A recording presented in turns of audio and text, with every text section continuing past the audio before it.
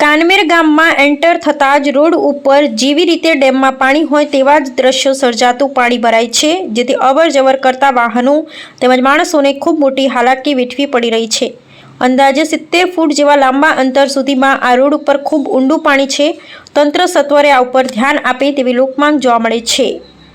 Bureau report ત્રાયા આવેશ રાણા ભચાઉ। જય માતાજી। અત્યારે કાનમેર ગામે વિકટ પ્રશ્ન બની રહ્યો છે, જેમાં કાનમેર જાણે સુરતબારીનો પુલ તૂટી જાય અને કાનમેર ગામની એવી પરિસ્થિતિ થઈ છે।